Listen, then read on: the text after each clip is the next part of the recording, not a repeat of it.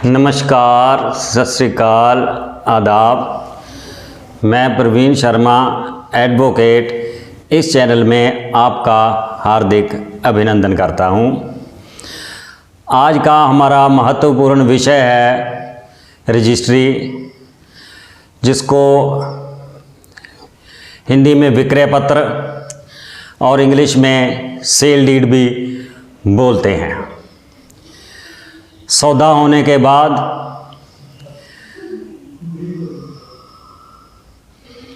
Agreement किया जाता है और एग्रीमेंट के बाद बारी आती है महत्वपूर्ण दस्तावेज रजिस्ट्री बैनामा की। आज हम इस बात पर चर्चा करने वाले हैं कि इस बैनामे को करवाते समय किन किन बातों का विशेष रूप से हमें ध्यान करना चाहिए, क्योंकि जो सेल डीड है, जो विक्रय पत्र है,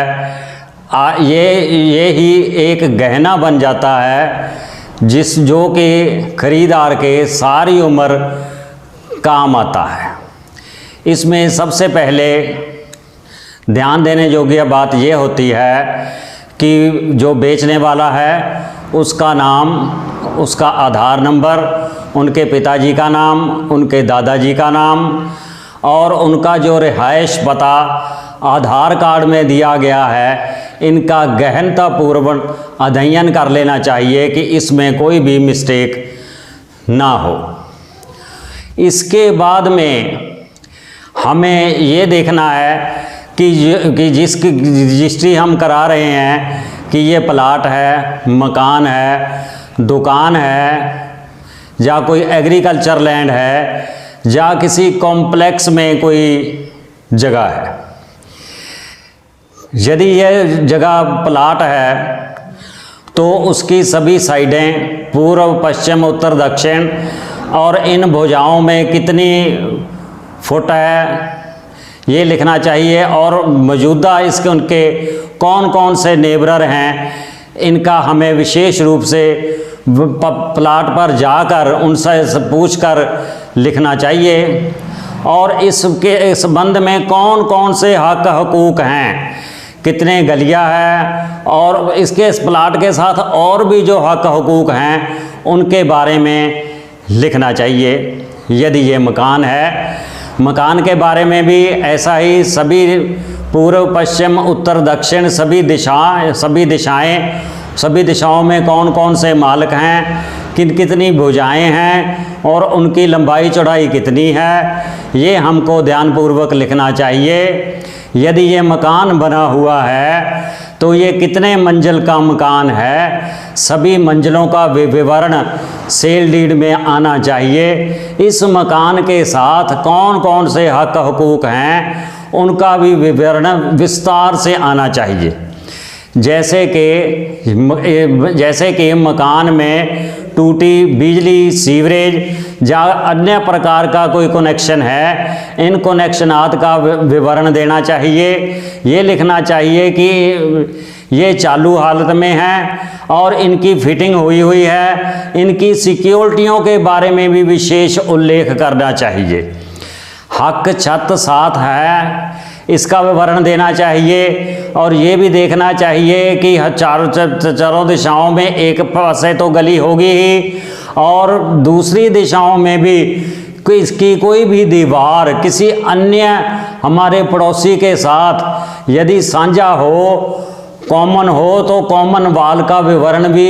इसमें अवश्य देना चाहिए। हक छत, रूफ के राइट्स के बारे में सारा लिखना चाहिए। यदि ये एग्रीकल्चर लैंड है, एग्रीकल्चर लैंड में कौन कौन से इनको हक रास्ता है आने और जाने का, और जो भी इसके साथ इसमें कोई मोटर लगी हुई है, इसमें कोई वृक्ष लगे हुए हैं, और इसके साथ जो भी इस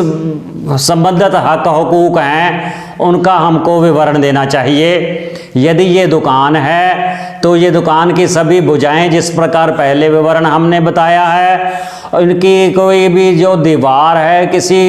पड़ोसी के साथ यदि कोई कॉमन वॉल हो उसका विवरण देना चाहिए, इसमें कौन सा कनेक्शन भी लगा हुआ है उनका विवरण देना चाहिए, कनेक्शन की सिक्योरिटी का विवरण देना चाहिए, और जो हक छत यानी रूफ के राइट्स यदि इसके साथ ही बेचे जा रहे हैं उनका भी विस्तार से विवरण देना चाहिए,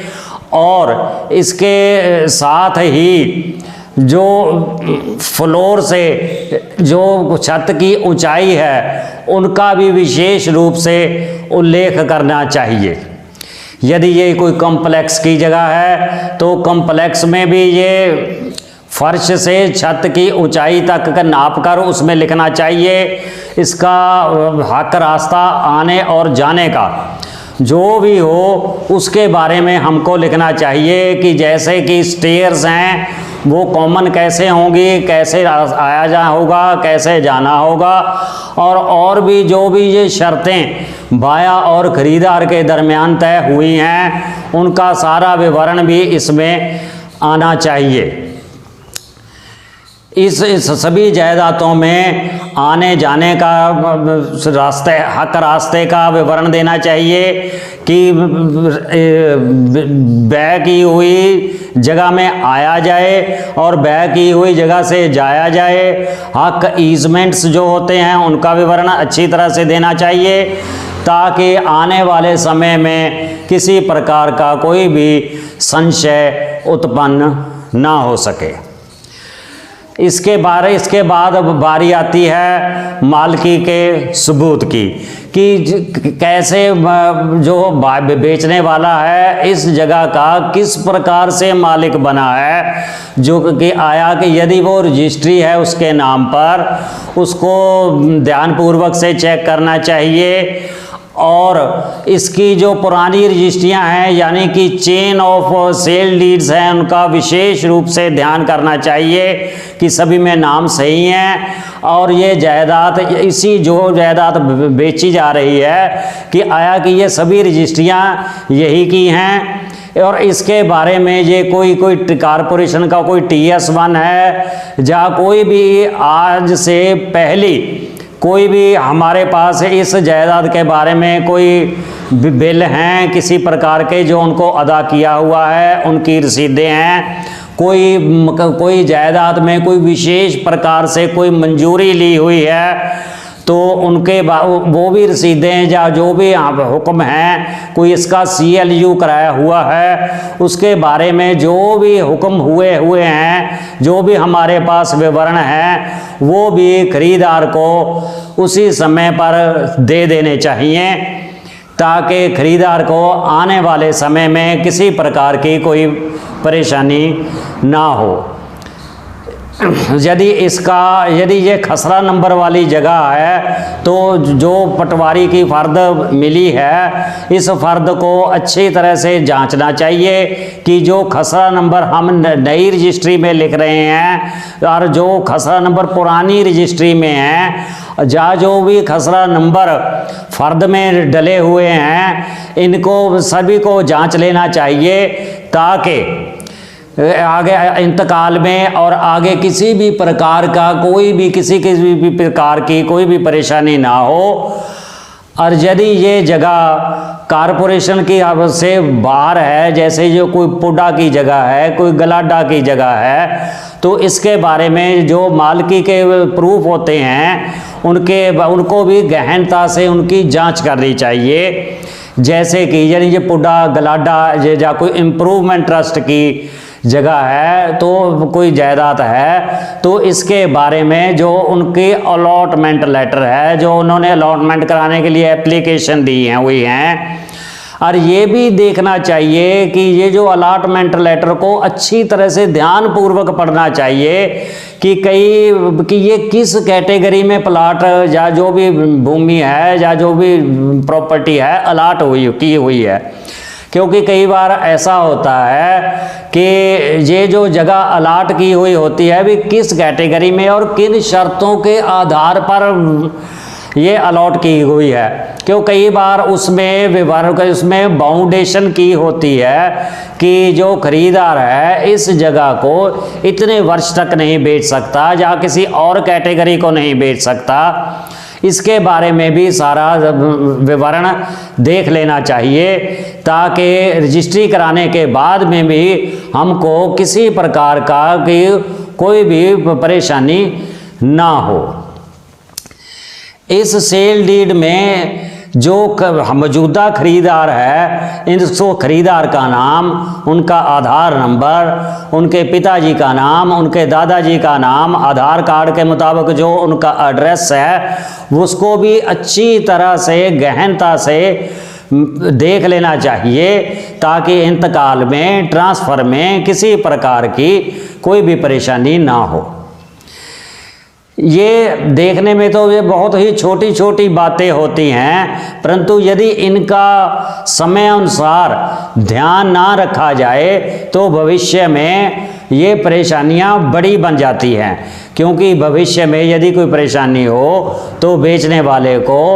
और जो उसमें गवाह डाले होते हैं, विटनेस होते हैं, इनको मिलना बहुत ही मुश्किल हो जाता है। क्योंकि बेचने वाले ने तो पैसे लेकर, अपनी जर लेकर चला जाना है। ये जो इसमें विटनेस हैं, उन्होंने अपना, यदि कोई डीलर हैं तो अपना खर्चा लेना है, जो अपनी कमीशन है तो वो उसमें चले जाना है। सारी आयु पर्यंत के लिए यही रजिस्ट्री ही व्यक्ति का गहना बन जाता है। जागे जब भी हमने कोई भी कार्य करना है, इसको ट्रांसफ़र करवाना है, इसका इंतकाल करवाना है, इस पर कोई लोन लेना है, जहाँ किसी प्रकार का और कोई कनेक्शन लेना है, जहाँ कोई कनेक्शन का लोड बढ़ाना है, तो यही सेल डीड काम आती है।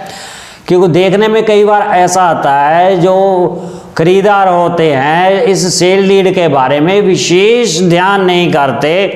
और इनको गंभीरता पूर्वक नहीं लेते, तो उनको भविष्य में कई दिक्कतों का सामना करना पड़ता है। जैसे कि यदि किसी हद में उसकी भुजा में गलत लिखा जाए, कोई खसरा नंबर में गलती हो जाए,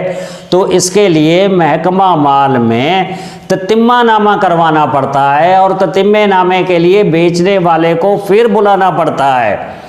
कई बारी बेचने वाला फिर दोबारा नहीं आता, या कई बारी दोबारा आता है तो वो उसके लिए भी कुछ ना कुछ दाम मांगने लग जाता है। ऐसी परेशानियों से बचने के लिए ही हमको सेल डीड की ओर अच्छी तरह से ध्यान देना चाहिए। सबसे पहले हमको उसकी कॉपी बनवानी चाहिए, उस कॉपी को खुद पढ़ना चाहिए। यदि घर परिवार में ये खुद आप पढ़ सकते हैं, जहाँ कोई हमारे और कोई ज्ञानवान व्यक्ति है जिसको इस के बारे में ज्ञान हो, तो उनको भी ये डॉक्यूमेंट्स पढ़ा लेने चाहिए, ताकि कोई भी हमको भविष्य में परेशानी ना हो।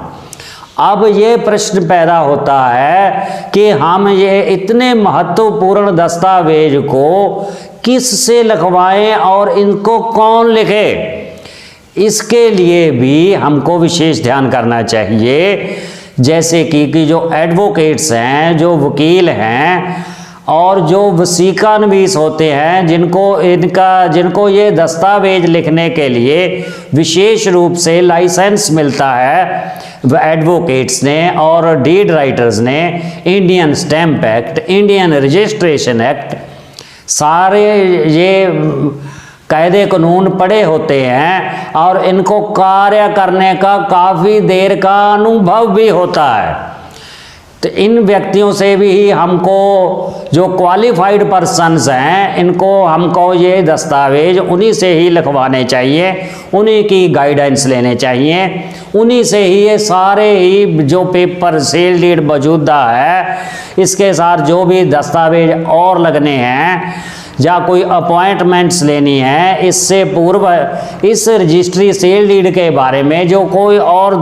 हमारे मालकी के दस्तावेज हैं, कोई फ़र्द है, कोई TS1 है, कोई अलॉटमेंट लेटर है, कोई किसी संबंधित विभाग की कोई NOC है, उनका गहनतापूर्वक अध्ययन करना चाहिए कि NOC में आगे सेल करने की पावर है या नहीं है। इस पूरा ध्यान हम ही को करना चाहिए, क्योंकि हमने ही अपनी जीवन भर की पूंजी लगानी होती है प्लाट खरीदने के लिए, और ये जो हमारा सेल डीड बन जाती है जायदाद खरीदने के लिए, यही हमारी आयु पर्यंत काम आती है। इसलिए इस ओर विशेष रूप से हमको ध्यान देना चाहिए। आपसे सभी से विनती है कि यदि आपको हमारे द्वारा दी गई जानकारी अच्छी लगी हो तो कृपया इस वीडियो को अधिक से अधिक शेयर करके प्रचार करें, इनको अधिक से अधिक कमेंट्स करें और इस वीडियो को सब्सक्राइब करें, घंटी वाला बटन दबाएं। इससे हमारा हौसला और भी बढ़ता है और हम इससे भी ज़्यादा इन्फॉर्मेटिव वीडियो लाने का प्रयास करेंगे। इन्हीं शब्दों के साथ मैं प्रवीण शर्मा एडवोकेट आपसे विदा लेता हूँ। जय हिंद।